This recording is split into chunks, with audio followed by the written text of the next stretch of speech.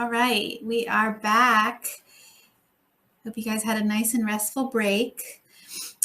So a couple of pieces of information about this next talk. We have three fantastic speakers. It is going to be a recorded talk, so they already pre-recorded their talk. My hair is being crazy today. They did a pre-recorded talk, so we'll have that present, and then we'll have them come up for the Q&A. So I'll present them now, just give their bios, but it'll be a recorded talk, and then we'll have them come back for the Q&A.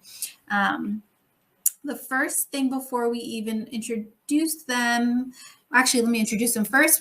First, of the three speakers, we have Channing Judith Palmer, Dr. Palmer, who is an associate professor of oncology and urology at Johns Hopkins, Sidney Kimmel Comprehensive Cancer Center, and is an expert on biomarkers that enable patient-centered treatment strategies. Her research focuses on developing improved targeted treatments to extend survival, improve quality of life for prostate cancer patients. Informed by her expertise in prostate, bladder, kidney, and testicular cancer, Dr. Palmer's research focuses on evaluating new therapies for prostate cancer, particularly in combination therapies that engage the immune system. After earning her medical degree from Harvard Medical School and completing a residency in internal medicine, Dr. Palmer began a fellowship in hematology and oncology at Johns Hopkins University School of Medicine. She's board certified in both internal medicine and medical oncology. 2016, Dr. Palmer is one of the only 5 oncologists awarded the NCI Mentored Patient-Oriented Research Center Development Award. She received the 2015 Pisano Clinician Scientist Award for early stage research that is already making a contribution to science. Thank you for being with us, Dr. Palmer. Our other speaker is Dr. Heather Chang, who is an associate professor of oncology at the University of Washington School of Medicine and at Fred Hutchinson Cancer Research Center. Dr. Chang focuses on improving the care of patients with prostate and bladder cancers.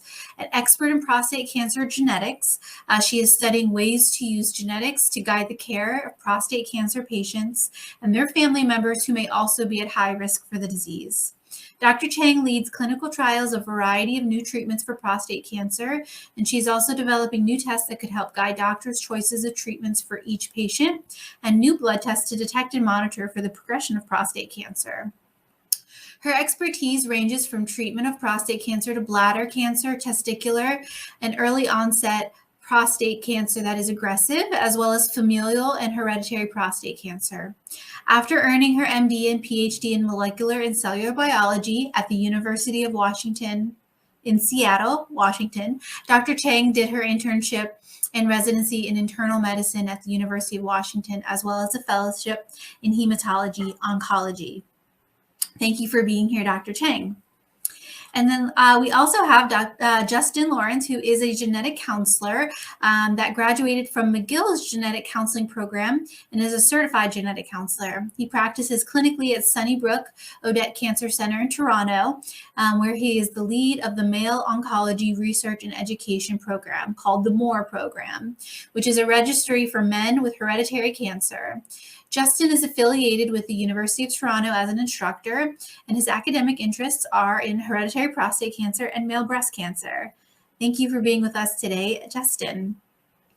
So the first thing to note is just a little bit of an update on the slides. Ashley, which one is it that? There we go. So they're just some updated objectives. This is basically for compliance sake. We had on the presentation you're going to see that's recorded, there are 2 objectives, but for getting appropriate CEUs, we wanted to break it out into 3. So these are going to be the 3 updated objectives for today's talk. So when you see the slide of objectives, just know that it should be 3, and these are those 3 specific ones. And with that, we'll get our talk started. Thank you guys all for being here today. Everyone, thanks so much for joining us today. It's my great pleasure to talk with you together with my colleagues, Dr. Channing Palmer and Justin Lorenz, about the utility of registries for prostate cancer patients with germline mutations in a rapidly evolving treatment landscape. So next slide, please.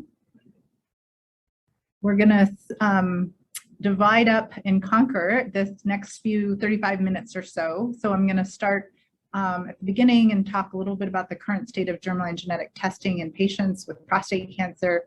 And then I think Justin is going to talk a bit about the benefits of registry in a rapidly evolving treatment landscape. And then we'll also, I think Dr. Paller will tell us a little bit about the overview of the study in prostate cancer, and in particular the PROMISE registry. And hopefully by the end you'll be excited enough to join us and let your patients know about this opportunity. So next slide, please.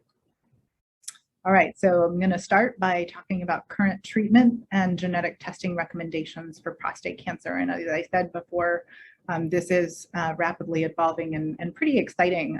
I'm a medical oncologist myself, and Dr. Paller is as well, and Justin is a genetic counselor like many of you in the audience, and I think we can all appreciate, hopefully, what these new innovations and discoveries can mean for our patients. Next slide, please. All right, so many of you may not think about prostate cancer all the time. So this diagram is to sort of review different disease states in prostate cancer. These days, we're fortunate men are living longer than many men are cured of their prostate cancer, which is terrific. And for those who need ongoing treatment, there's more and more opportunities and more treatments. And also clinical trials. So the way we move the needle here is to develop new therapeutic strategies and then test them against what we currently consider our best standard of care to try to improve and continue to innovate. And that's what, a lot of what we do, Dr. Paller and myself in medical oncology do. And so on the left side of this slide, you can see patients who have clinically localized disease, meaning their prostate cancer is confined only to the prostate. And that's a window of opportunity where they may be cured of their prostate cancer from either surgery or radiation, sometimes given with hormone therapy. Or in some cases, if we think the prostate cancer is likely to be well behaved, we may opt to monitor them carefully because that may be the best approach for patients who have very indolent or kind of what I call wimpy prostate cancer. So then if you move a little bit to the right, there also can be people who have had surgery or radiation, and their PSA or prostate specific membrane antigen, which is a blood test that can help detect the activity of prostate cancer if someone has prostate cancer, goes up. That suggests that there might be residual cancer cells left behind after treatment, despite our best intentions. And so that can be called rising PSA, also can be called biochemical recurrence, meaning we can see it in the labs, but we might not yet be able to see it on scans. And then as you move across further, there can be other disease states, such as we can see the cancer, but it's no longer sensitive to hormonal suppression, or we can't see it and we can still see the PSA rising. So there's some various different disease states. And then there can be resistance to hormone therapy, also called castration resistance, which we abbreviate as MCRPC. The details of that not as critical. The important part is that there's different disease states and different treatments in each of these disease states. Then there can be second line treatment and third and fourth line treatment. And one of the sort of, I guess, points of this slide is just to say men are living longer than ever, even if they're not initially cured. We have so many good treatments and more in the pipeline. And this is all helping men with prostate cancer live longer than ever. Next slide, please.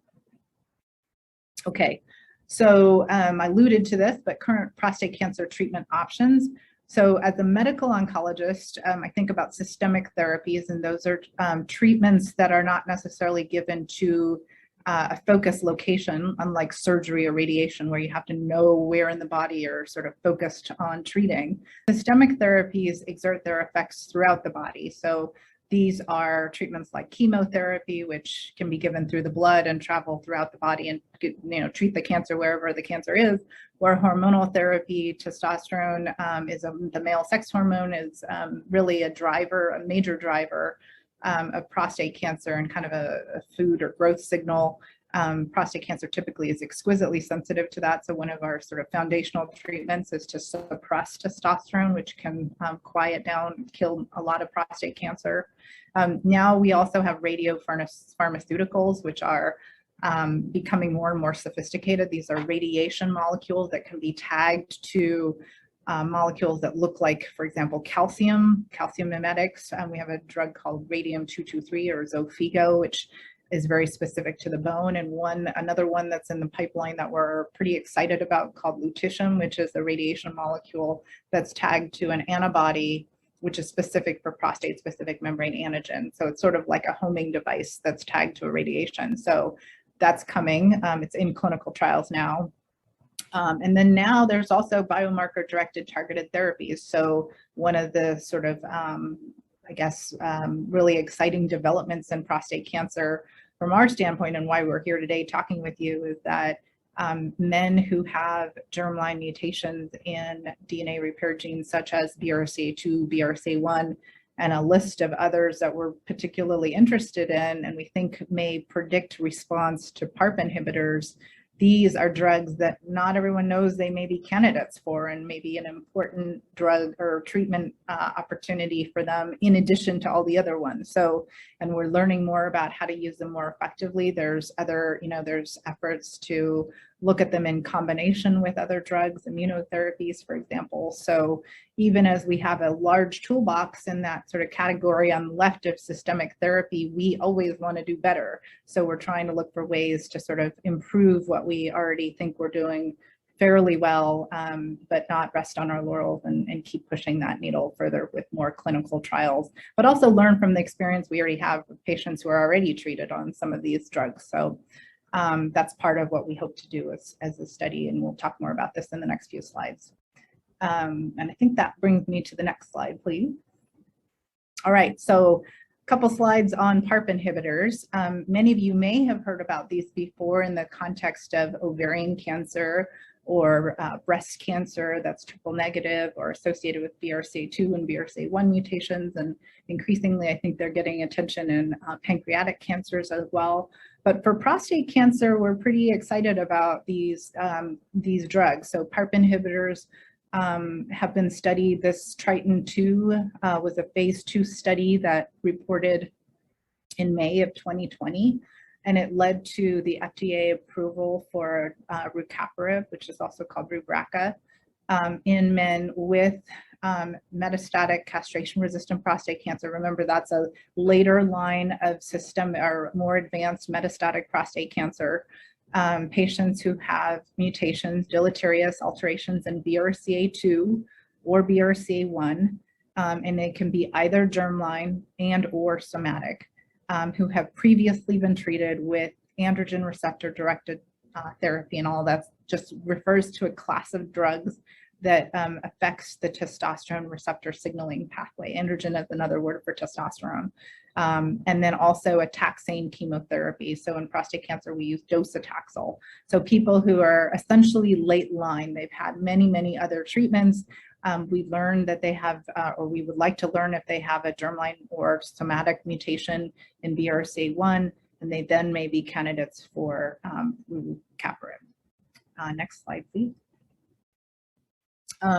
And then short on the heels of that was another study. This is a phase 3 study called Profound.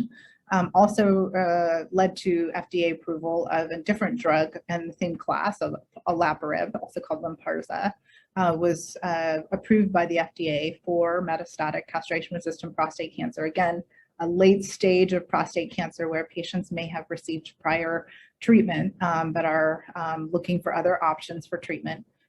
This one was approved for patients with mutations or deleterious or suspected deleterious germline or somatic homologous recombination repair genes, and who have already received prior therapy with enzalutamide or abiraterone. So those two drugs, enzalutamide, abiraterone, I know it's a mouthful, they're pills that affect the testosterone receptor, testosterone signaling pathway. Those are the sort of drugs that I just talked about that also are helpful for, or were treated in the patients that were also in the study I just mentioned, the Triton-2.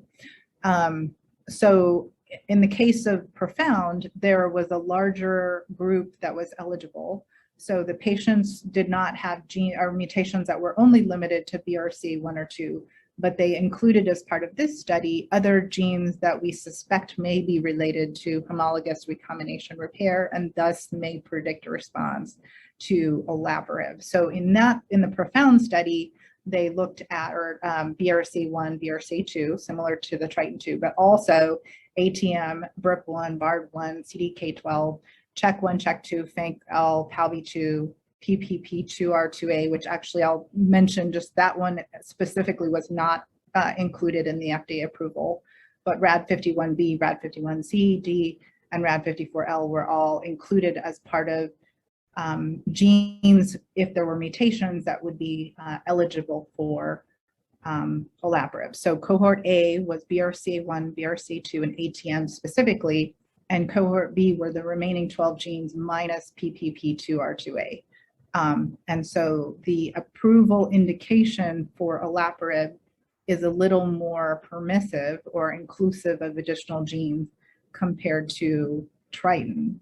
However, if you look at the details, and we won't have time to sort of go through a lot of the details, but the gist of it is to say, as you might imagine, even though there's this long list of genes that are included, they do not all have the same behavior or predictive capacity, and they're not the same. So BRCA2, there's more instances of people with BRCA2. It appears to have a very strong predictive prediction in terms of response to PARP inhibitor, but I think we're still learning about these other genes. And as you may also appreciate from genetic counseling perspective, ATM is not the same as BRCA2, and we're finding that's also the case for prediction for PARP inhibitor response. And so we're going to need to learn about these genes individually in terms of how they predict response to PARP inhibitors. That's one of the things we hope to do together as part of this, as part of a registry effort. Next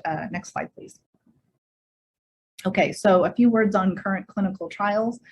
There are numerous ongoing clinical trials for novel treatments that target homologous recombination repair HRR gene mutations. There are moving now either additional PARP inhibitors like talazoparib, niraparib, but also in different disease spaces. So if you can remember back to the slide I showed you with the different disease states, with the late stage, the far left being the most sort of advanced prostate cancer with the most prior therapies, some of these drugs are now being studied a little earlier. Like, for example, niraparib is in a little bit of an earlier disease state in the Amplitude study, where we're studying it at a time when patients' cancers are still sensitive to hormone therapy. They're considered what we call metastatic hormone sensitive. So it's a little bit earlier. And then I think Dr. Paller has a study at her institution of PARP inhibitors when we can't even see the cancer yet. We can only see indication of it by PSA. So that's that biochemical recurrent disease space. So we're moving these sort of targeted therapies earlier to hopefully be more effective and hopefully help patients. But we have to sort of, do the trials and then look at the data.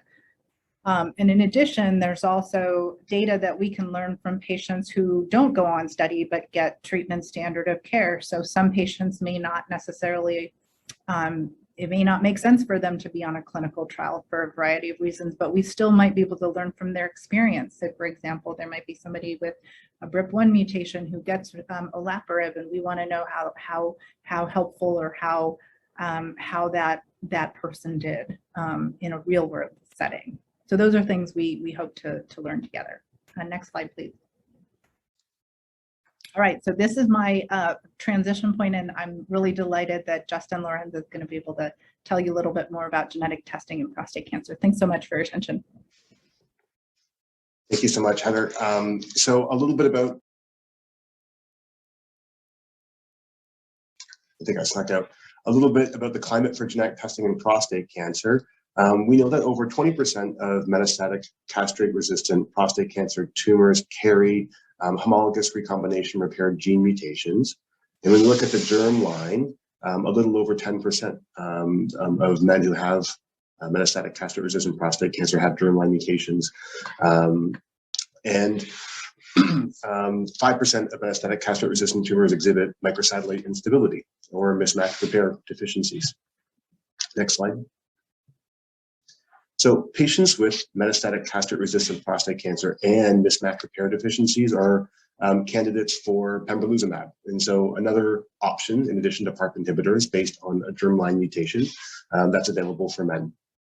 So we have PARP inhibitors, platinum chemotherapies, these immune checkpoint inhibitors, which are all kind of options available based on just molecular features, genetic testing. Next slide. So there are recommendations for genetic testing in the germline for men with prostate cancer. For high-risk localized germline testing, there's an NCCN recommendation in addition to men with metastatic prostate cancer. One publication that came out recently from European Urology shows that 9.5% of men in an unselected cohort of intermediate and high-risk prostate cancer had a germline gene mutation. And this does not include genes like the common Ashkenazi Jewish founder mutation in APC or MUYH, which sometimes get included in panels like this. So we're seeing more evidence to suggest or back up these recommendations that have been made. Germline genetic testing is routinely recommended for patients with prostate cancer. There are expanded and evolving guidelines around prostate cancer genetic testing. I don't expect this to change anytime soon. As mentioned before, it's kind of an exciting time because there is so much evidence and studies and interest in this aspect of genetic testing at this time. And there's expanded options for targeted treatments. Next slide. So with integration of oncology and urology clinic workflows, there's a bit of a challenge because there's, men with prostate cancer, it's a high volume. And we are living in a world where this is a cohort of men and this is a medical profession that really hasn't had much involvement with germline genetic testing. Genetic counselors are becoming more and more needed, and there's still not a lot of us. And so there are, limited providers, which kind of moves us into thinking about alternative models of care in certain circumstances, particularly in the world of cancer genetic counseling and cancer genetic testing. So we're kind of at this point where there's a need for doing things maybe a little bit different to keep up with the volumes that we are already getting, but that we're anticipating to increase. Next slide. So registries, can be useful in some of these circumstances. Really, what purposes of registries or what registries can do is identify candidates that are eligible for recently approved studies, and these are things that might not necessarily be on a clinic's radar, but if a patient's part of a registry, they can be contacted about things that may not be on people's mind at one center or another. We can get a better understanding of real-world effects of biomarker-driven targeted therapies. It helps us expand clinical trials by examining patients with cancer in association with specific gene mutations. Next slide. And that's where my piece ends at this point. But I'll sneak back in to thank everybody for their contributions after Dr. Tyler has given her talk. Thank you, Justin. It's a pleasure to be here with all of you and my colleagues. So I'm truly excited to tell you about the PROMISE Registry. So it stands for a Prostate Cancer Registry of Outcomes and Germline Mutations for Improved Survival and Treatment Effectiveness. And really the emphasis is on improved survival and treatment effectiveness to see how these different treatments can affect patients with different mutations over time. As Dr. Chang mentioned, we're really learning more, and this is the opportunity to keep on learning. Next slide. So it is a prospective germline registry for all U.S. residents with a prostate cancer diagnosis.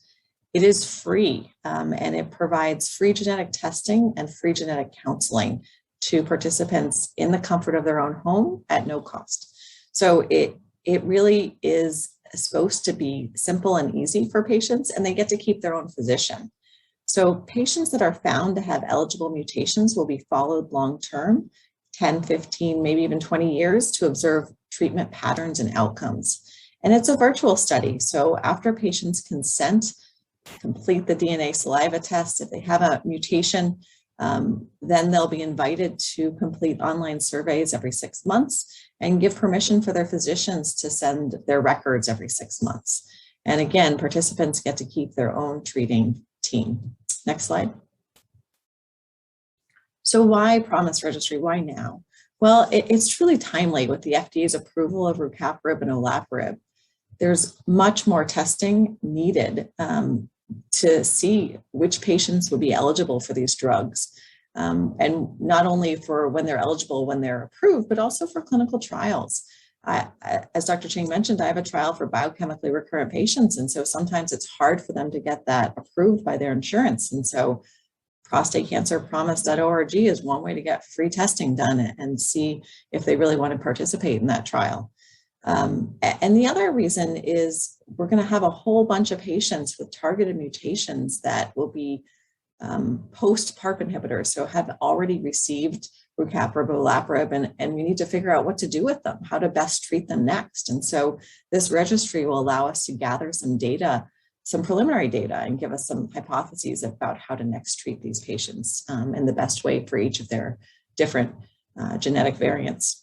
And then the other thing is rare germline mutations really necessitate that we work together with patients, work together with researchers, work together with genetic counselors to gather the strongest data possible, the biggest number of patients to really assess these treatments for each subset of patients and to learn more about variants of uncertain significance as well. So PROMISE is available nationwide. We're inviting community and academic partners to engage, and we're going to be following these people at least 10 years in terms of following them for long-term follow-up and response and quality of life. Next slide.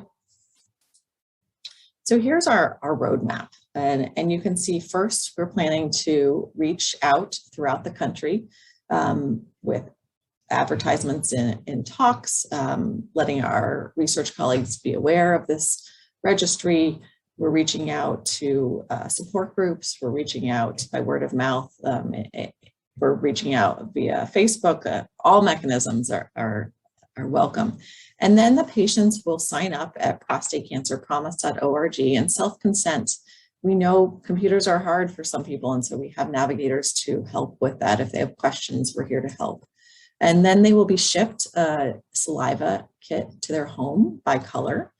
And if they're positive or for a pathogenic or likely pathogenic variant, we are looking for about 400 of those patients. And we're also going to be looking for about 100 patients with variants of uncertain significance, which will be used as a sort of control and also to help us learn more about those VUSs and help learn how to help reclassify those potentially, get more data.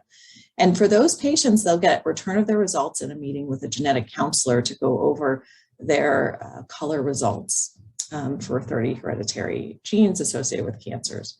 And then we'll collect data from them every 6 months, which we will get from their physicians upon request. And then the patients will also fill out surveys every 6 months. In return, they will get educational newsletters on a regular basis to learn more about their genes, their pathogenic and likely pathogenic variants and VUSs, and the available treatments that are being approved, that are currently available, that are new, clinical trials, and other new research in the area. And then you can see at the bottom for the patients who are negative, they are not required and will not be followed long-term, but they are welcome after they get their free genetic testing results and genetic counseling to opt in to learn more about the research and what's going on in the area. Next slide. So our primary objective is to recruit a prospective registry of men with all stages of prostate cancer with germline cancer risk pathogenic and likely pathogenic variants. And you see here the primary list that we're using. And again, we're using public education programs, outreach, and no-cost germline cancer testing. So the secondary objective is to assess the frequency of pathogenic germline variants in men with prostate cancer and also identify and recruit a control group with variants of uncertain significance. And you can see this list here. We're very interested in the HOXB13 group as well. We think we can learn more about that, which I think we're all interested in. Next slide. So secondary objectives also include collecting data on disease characteristics and examining the association between disease characteristics and pathogenic and likely pathogenic germline variants and VUSs of interest. I had a patient, 5 years ago say to me, can't you get your friends together and see all the ATM patients who have lung disease? It would be interesting to follow us and learn more about how to better treat us. And he was right. And so I'm excited to say we had the opportunity to ask questions like that now. We also are going to be looking at collecting patient-reported outcomes and measures associated with genetic testing. So, is there anxiety, sort of other issues that we should be considering? And then longitudinal outcome data, including significant medical events, adverse events, overall survival. We're also going to capture family history to really help assist with the interpretation of these germline genetic results, these VUSs. And we'll also provide a mechanism to notify men with specific pathogenic and likely pathogenic variants about current and future clinical trial and research opportunities, and any reclassification that we learn.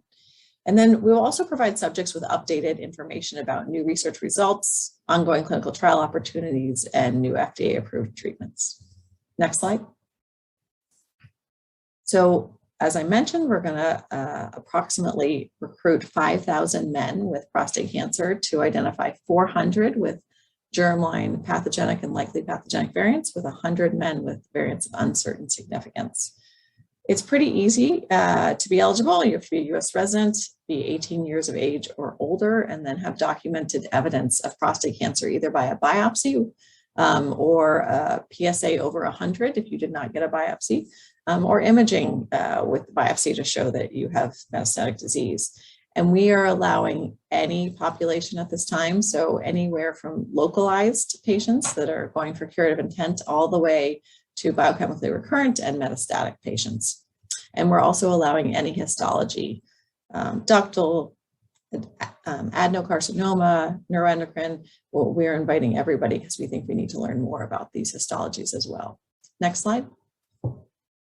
So PROMISE will employ various recruitment methods. We are looking for doctors to help us recruit patients by recommending it to their patients. Maybe they can't afford genetic testing, or maybe they have a known mutation and they want to be involved. Genetic counselors, we also hope that you guys will help us find these patients and work with us, because it really needs to be all of us together doing this. And then any other care providers who are involved in their care. We're also going to do community outreach to patient advocacy and support groups, direct to patient marketing via social and traditional media. And then we're also working with the Prostate Cancer Clinical Trial Consortium Network to slowly roll this out to at least 100 hospitals to give them the opportunity to participate as well in both routine practices as well as academic practices, community or otherwise. So PROMISE is very committed to recruiting a diverse patient population by providing new and equitable access and these opportunities for patients and providers that do not routinely get access to germline testing due to logistical or financial considerations. And so if you have a concern, please let us know. We really do want to work with you to make this an opportunity for you. Next slide. And so here I'm going to hand it off to Justin. Thank you so much. So the PROMISE team consists of many individuals. Our principal investigators are Dr. Channing Powler, Dr. Heather Chang. The study coordinating center is through the Prostate Cancer Clinical Trials Consortium. We use Color for our patient portal, and they're our genetic testing provider. Our institutional review board is from WIRB, Copernicus Group, and our funding partner is Advancing Cancer Treatment, or ACT. Next slide. Our steering committee consists of Dr. Powler, Dr. Chang, Jake Vinson from the Prostate Cancer Clinical Trials Consortium, myself, I'm from Sunnybrook, which is in Canada, Toronto, and then from Advancing Cancer Treatment, I'm Audrey Cook. Next slide. So As Dr. Powler mentioned, through our community resources, every 6 months, participants will receive a newsletter. It's tailored to the genes that they have pathogenic variants or likely pathogenic variants or VUSs in, including study highlights, information about new treatments or trials that may be available to them. Providers also receive periodic newsletters, and ultimately our long-term goal is to incorporate trial matching referral service for patients and their providers. Next slide. So in summary, germline genetic testing is routinely recommended for patients with prostate cancer. There are expanding and ever-evolving guidelines, and there's expanding and again ever-evolving options for treatment. A lot of these, might be coming out and may not be on everyone's radar, and so registries like Promise give patients the opportunity to access kind of the latest and greatest in terms of clinical trials that they may be eligible for.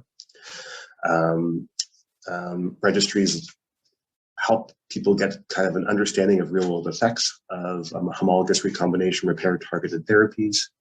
And it gives us an opportunity to expand clinical trials by examining patients with these specific mutations. And to be fair, getting a large group of men with these gene mutations together to do some of these studies is really tough. And so registries help create some kind of a foundation for some of these clinical trials to really get off the ground. The Promise Registry is an example of a germline genetic registry that gives information to meet some of the needs above. Next slide. So this is it for us. Thank you so much for your attention and for allowing us to be involved in your conference. I guess there'll be a question period, and we're looking forward to connecting with you.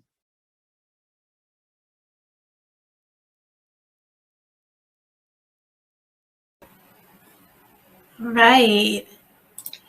Thank you guys. I'm going to add you guys all to the stage.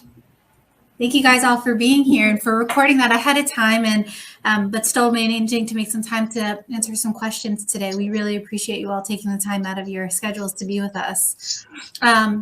So just something that I thought of initially as listening to your talk, I was interested to learn, have you guys identified specific mutations that are associated with those specific pathologies? I don't tend to see a lot of different pathologies when it comes to prostate cancer, but have you guys noticed any trends in your data?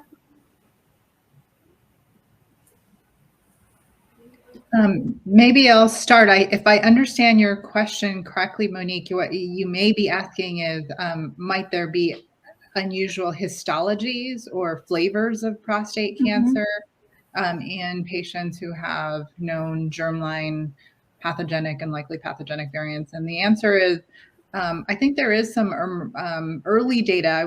I'll still say it's preliminary, and it's one of the things we would like to follow up on. But our institution at the University of Washington, Fred Hutch, and Dr. Powler and her colleagues at Johns Hopkins have done some early studies suggesting that there may be an enrichment of certain histologies, such as you may have heard ductal and intraductal, for example. But I think there's still, more to be learned.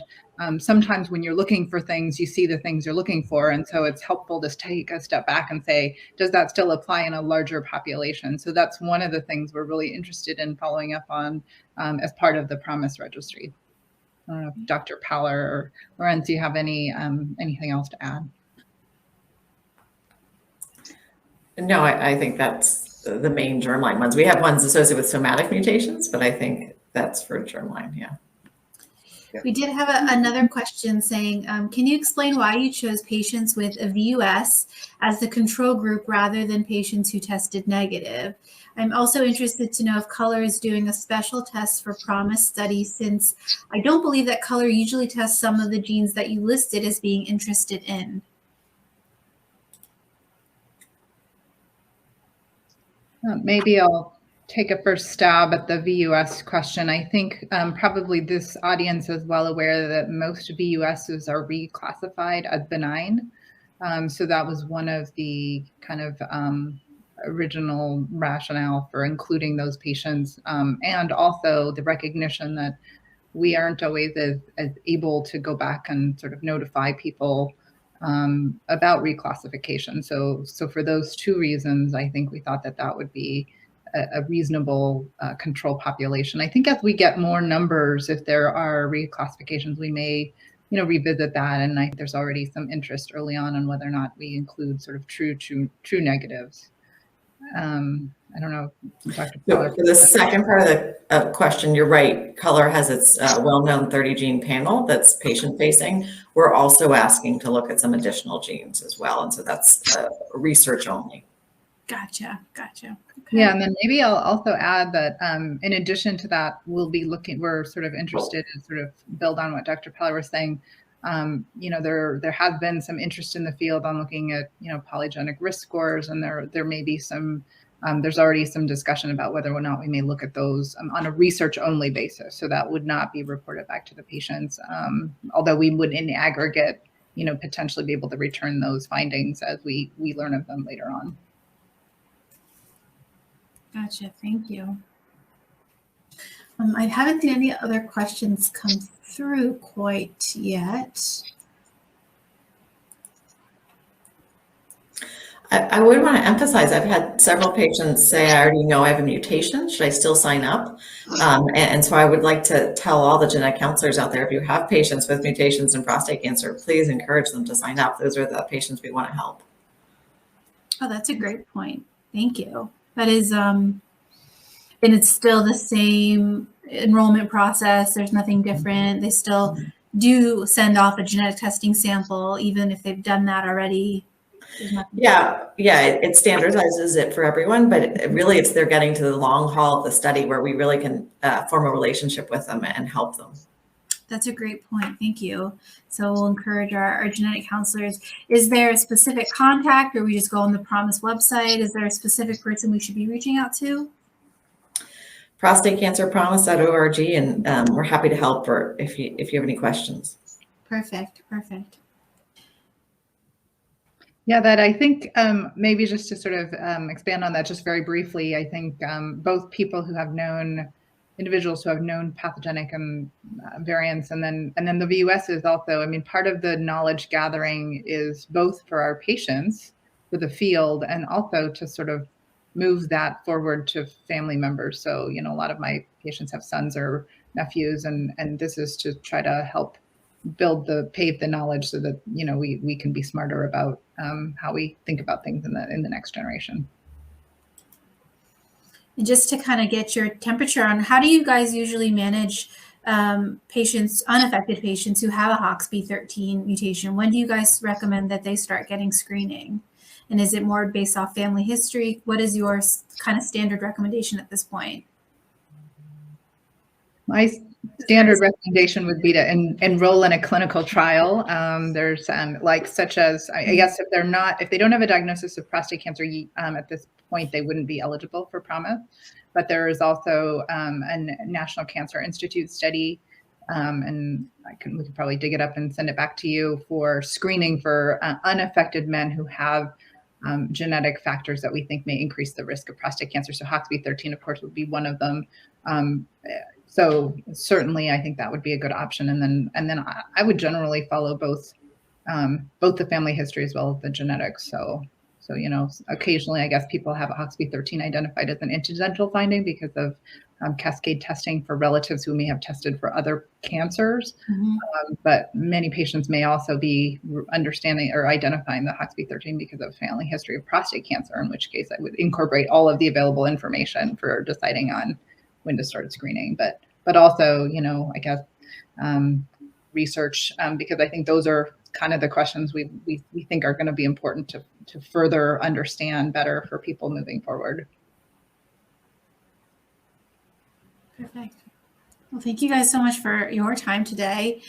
We are on to our 3:30 talk, but I do appreciate you all taking the time to record and then also be here today for our members. So thank you again, and have a lovely weekend. Thank you. Thanks everyone so much, and check out the website. Thank you. Thank you.